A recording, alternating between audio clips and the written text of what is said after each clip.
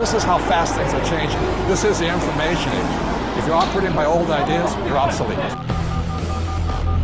You begin the game by, identifying your dream. I think that's really where it all starts. In today's economy, where we are today, it's not just a dream. It's more of a necessity. You've got to identify how you're going to survive more than how you're going to just, get something out there that you want. Here I am in New York City, financial capital of the world, surrounded by millions of people, most of whom will spend their entire lives working hard for money, but will have very little to show for it at the end of their lives. How many people are pissed off? I hate being told what to do. You have to fail fast. No one can steal my dream. You can count on the government destroying the dollar. All currencies have eventually gone to zero. You cannot save your way to retirement. If it's too complex for us, what do we have to do with our money? We have to give it to them. It was pure hopelessness. It was just 100% survival. Somebody's buying it. The public isn't buying it yet, but somebody is. How bad do you want it? That's the question. It's time to acquire. An unfair advantage. What is an unfair advantage? What you're about to learn may just change your life. It's showtime, baby. Let's hit it. The greatest opportunity in the history of mankind is here. We're in the greatest economic change in the history of the world. This is going to be the biggest wealth transfer in my lifetime. We've got an entire society that has been built up over the years with the idea that financial institutions are a better place to put your money than to take control of your own life. If you have a solid financial education, taxes, debt, inflation, and retirement can make you richer, not poorer. The rich will get richer and the poor and middle class gone. I was around my brother who was a part of a gang, who ran a gang, and that's a lot like running a business. Most people run from problems, and the truth is that's where the opportunities are. This really is a perfect financial storm. So I am optimistic about the future. It's going to crash. The next big economic boom will not be from the internet or China or India, but will be from empowering women. A big part of success is failing so many times that you learn and learn and learn your lessons. Robert says all the time that if you're not being successful, it's because you're not making enough mistakes.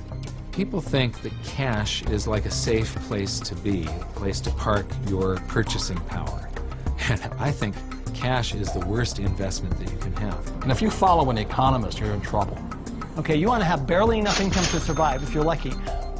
Go do 401ks, go do mutual funds, be my guest. This is the best time to talk about this because people have had a shift of context with this economy. To change your financial life often involves changing your mindset. It really is where it starts, is the attitude, it's the mindset, it's the decision that you're going to, take responsibility for your own financial life. Knowledge is money. Show business. When you think about show business, you always think about the show, right? Cameras and movie stars and makeup and glamour. But you never think about the business side of it because we don't have financial education. And I didn't learn that until 20 years down the road in my career. And now, I'm not only an expert in the show part of it, but I'm becoming an expert on the business side of it. Business is about production. We can produce our way out of any problem.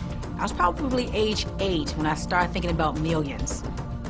The very, very first step is you've got to select your dream, because taking control of your financial life starts with a dream. There's got to be a bigger purpose than just making money. If you don't have something that is bigger than you, a dream, a huge dream, you're going to quit. Your friends and who you hang out with, whether you're a child or whether you're an adult, will dictate your destiny and your future. And so you have to be picky and choose your surroundings very carefully. It's creativity. It's brainstorming. It's being around like-minded people. People have so many emotions attached to money. And it might be because of how their parents thought about money, or an experience they had around money that, they think it's evil, or they think rich people are bad people, and all of this stuff. But if you just break it down, money is just a tool to be used in this world. Everybody today uses money, like it or not. The absolutely fastest way to put money in your pocket is to reduce your taxes. Gold and silver have been the safe haven asset for every second of the last 5,000 years. My real estate that we own, you know, through depreciation wipes out most of our taxable income. You know, it just makes so much sense to me, you know, and it's so much easier. I went to war to fight for capitalism. I fought for the freedom for a person like me who had nothing, to work hard, to use my brains, and to build a better life for myself and many other people. The problem isn't capitalism. The problem is laziness. People who expect something for nothing. The problem is greed. People who take more than they give. And the problem is ignorance, an education system that thinks that money is the root of all evil. It's ignorance, it's financial ignorance that has caused so much of this problem, not capitalism.